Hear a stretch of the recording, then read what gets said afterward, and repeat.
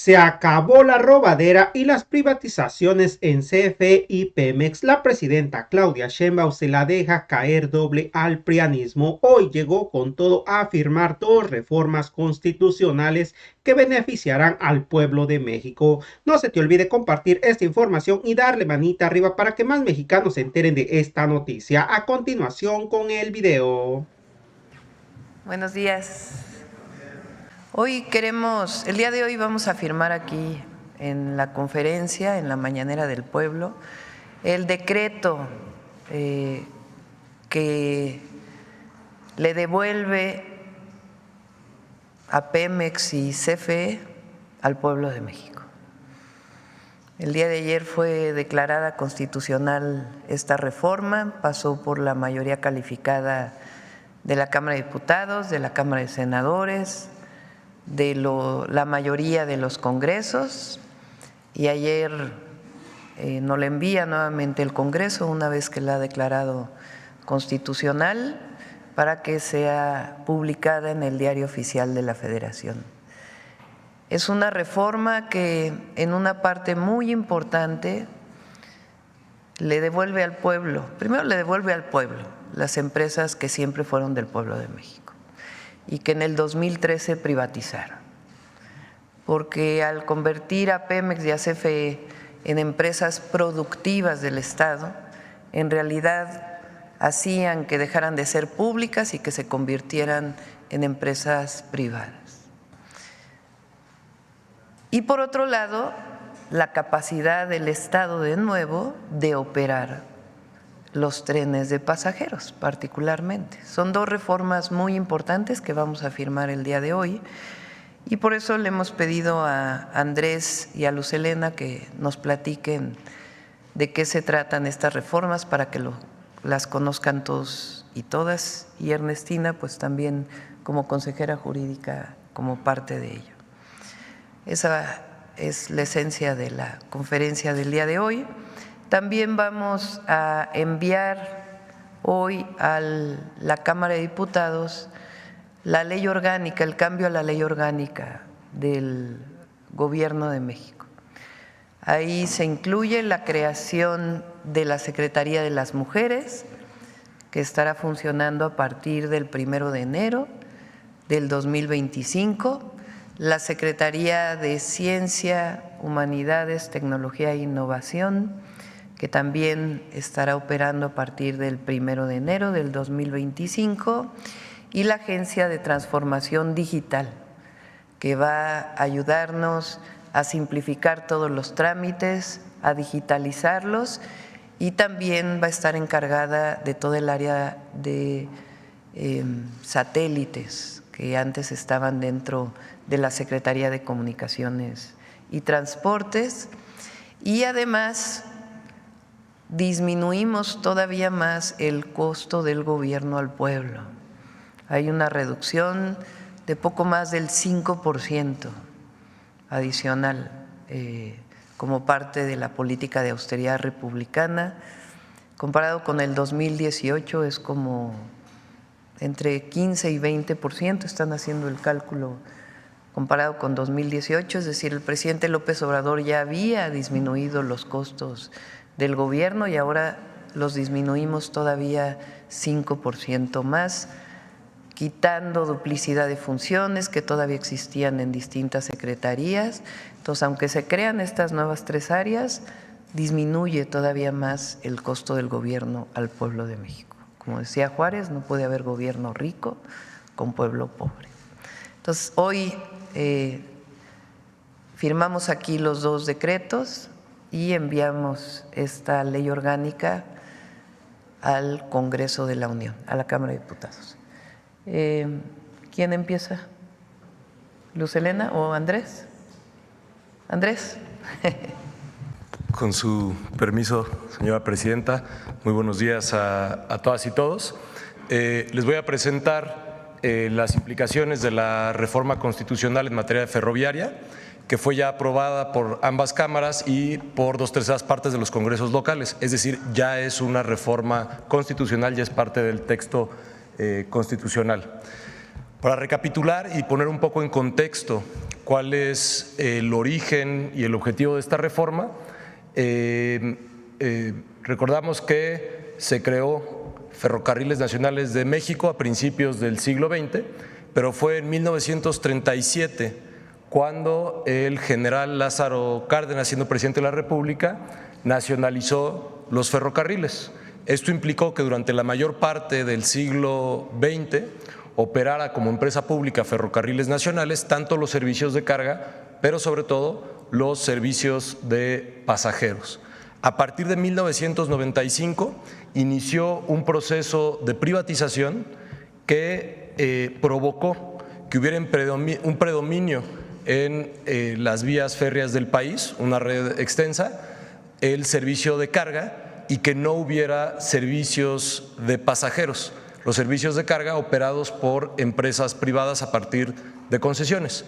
Sin embargo, a partir del año 2018 inició la recuperación del servicio de pasajeros con la construcción del Tren Maya y puesta en servicio, con la reactivación y renovación del tren del Istmo de Tehuantepec y puesta en servicio de un servicio de pasajeros y, por supuesto, el tren El Insurgente México-Toluca.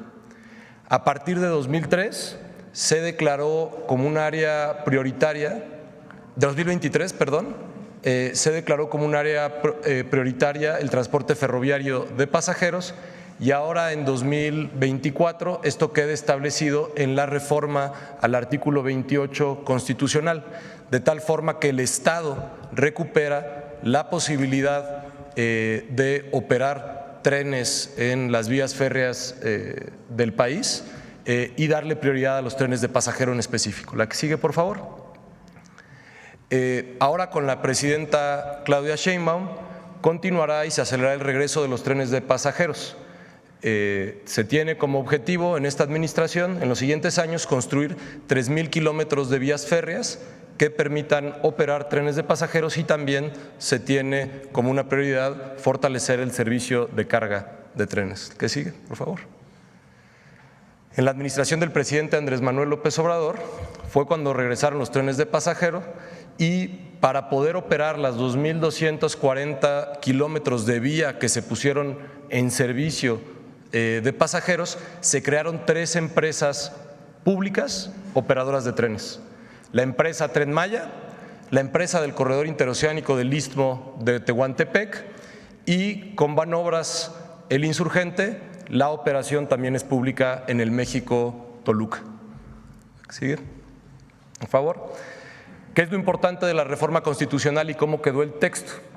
El 29 de octubre de 2024, 2/3 partes de los congresos en las entidades federativas aprobaron la reforma, lo que incorpora al texto constitucional lo siguiente: la comunicación vía satélite y los ferrocarriles, tanto para el transporte de pasajeros como de carga, son áreas prioritarias para el desarrollo nacional en los términos del artículo 25 de esta Constitución. El Estado mexicano retoma el derecho de utilizar las vías férreas para prestar el servicio de transporte de pasajeros y para ello el Ejecutivo Federal podrá otorgar asignaciones a empresas públicas o concesiones a particulares en su caso. La que sigue, por favor.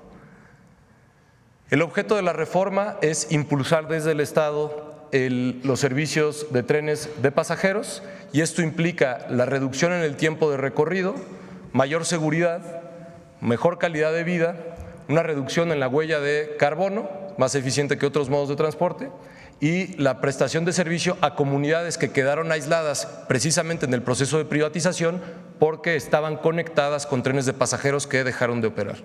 La que sigue, por favor.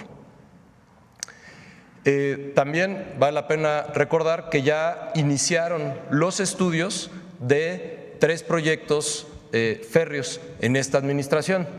El primero es el México-Pachuca, en donde las personas que actualmente hacen un recorrido de la Ciudad de México a Pachuca tendrán un ahorro de alrededor de 25% de su tiempo de viaje, con 1 hora 20 minutos. En el caso de México-Querétaro, donde también ya se iniciaron los estudios en acompañamiento de la Secretaría de la Defensa Nacional, el ahorro en tiempo para quienes cotidianamente hacen el viaje será de alrededor de 40% y también se iniciaron ya los estudios para que el Tren Maya tenga también la operación de un servicio de carga. Muchas gracias. Como señala la presidenta, el día de ayer concluyó el proceso legislativo, la primera, por favor, el proceso legislativo de la reforma en materia de áreas y empresas estratégicas del Estado mexicano, que inició el 5 de febrero de este año, tras 10 meses, aprobación en ambas cámaras y aprobación en la mayoría de los estados de la República. Hoy ya es una reforma constitucional que nos llena de muchísimo orgullo, porque con la reforma de los artículos 25, 27 y 28 se retoma por el Estado algo que nunca se debió de haber perdido. La reforma de 2013 privatiza o pone a competir a las empresas que eran públicas, las convierte en empresas privadas, y con eso se genera el que no exista la garantía de la prestación de los servicios públicos. La que sigue, por favor. ¿Qué significó la reforma del 2013?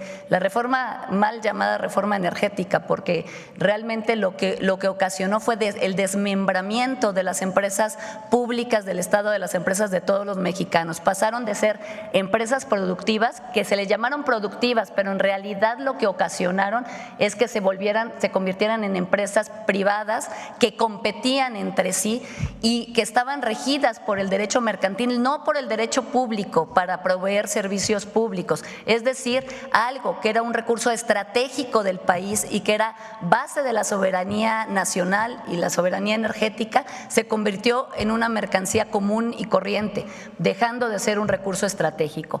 Con esta reforma, lo que se está haciendo, lo que se logró es regresarle al pueblo de México a estas empresas.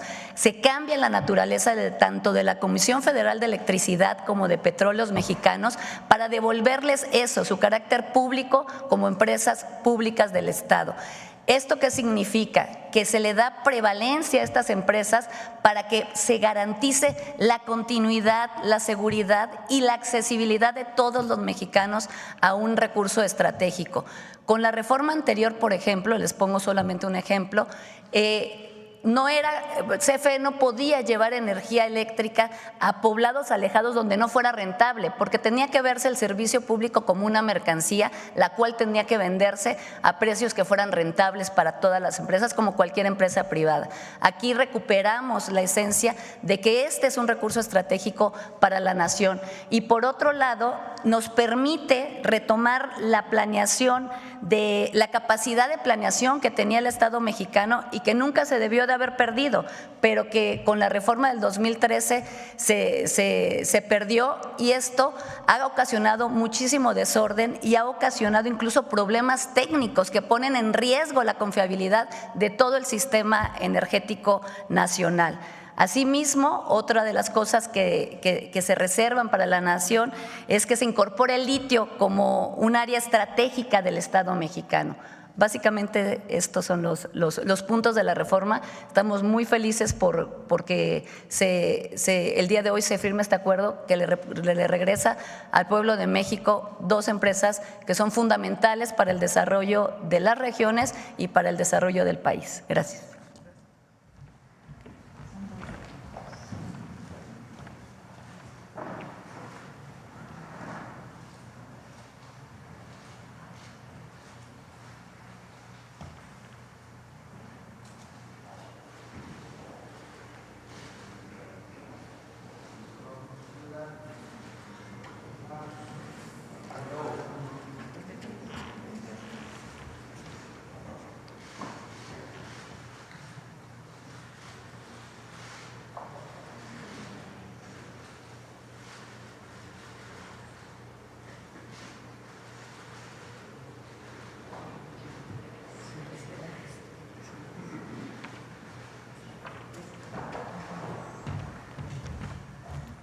Estas reformas plantean, son 180 días, ¿verdad? En el caso particularmente de las empresas energéticas, para poder modificar principalmente la ley de Pemex, la ley de Comisión Federal, la ley de la industria eléctrica, y otras leyes que fueron también parte de la modificación de la reforma del 2013. A partir, ya tiene tiempo la Secretaría de Energía con Pemex y CFE trabajando estas leyes, y también es importante que se sepa que hay un espacio también para la inversión privada, es decir, Pemex y CFE regresan a ser empresas públicas del pueblo de México y se mantiene un espacio para la inversión privada que quedará establecido con orden, con certeza en las leyes secundarias. Entonces, esta es la siguiente parte, pero hoy revertimos una buena parte de la reforma del 2013 y Pemex y CFE regresan a ser empresas del pueblo de México. Y nuestro compromiso de que van a ser empresas operadas eficientemente y que brindarán servicios, combustibles y electricidad a precios accesibles para todas y para todos. Así es, amigos, como terminaron de escuchar esta información, la presidenta Claudia Sheinbaum firmó los decretos para devolver el carácter público a Pemex y a la CFE y nacionalizar trenes de pasajeros. Durante la mañanera del pueblo, la presidenta destacó que esta medida garantiza que ambos organismos, en lugar de operar bajo un modelo privado y disfrazado, regresen a la esfera pública en beneficio del país y sus ciudadanos. La presidenta Claudia Sheinbaum destacó que esta reforma histórica es necesaria, que recupera para el pueblo lo que le pertenecía, porque en el 2013, al convertirlas en empresas productivas del Estado, se impulsó una privatización encubierta de Pemex y CFE. Con la reciente declaración de la constitucionalidad emitida por el Congreso de la Unión, se consolida una transformación que la presidenta celebró como una victoria para la soberanía de México. Bueno, amigos, hasta aquí con la nota de hoy. Deja tu comentario, qué tal te pareció esta información, y si no te has suscrito al canal, suscríbete, que es totalmente gratis. Que tengas un excelente día.